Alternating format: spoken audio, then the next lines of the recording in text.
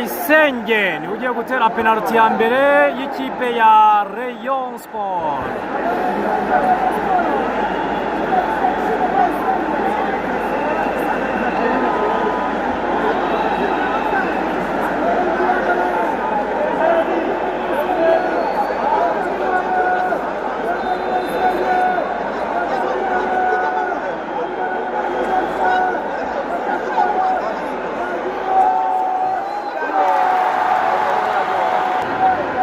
Hakim Kiwanuka niwe ugiye gutera penalty ya mbere y'ikipe ya APR Football Club.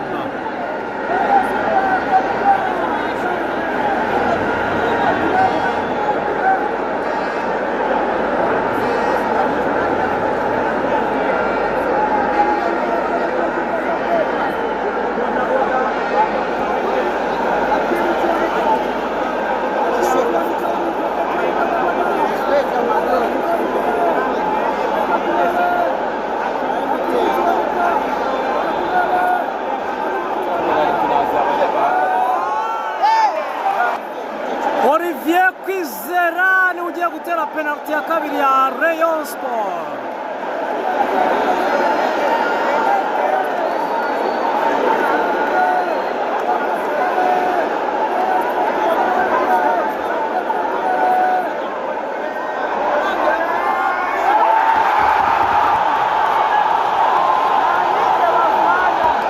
Byiringiro Jean Gilbert nyuma yuko Olivier Kwizera yibushije, Byiringiro Jean Gilbert niwe ugiye gutera penalty ya kabiri ya APR. Oya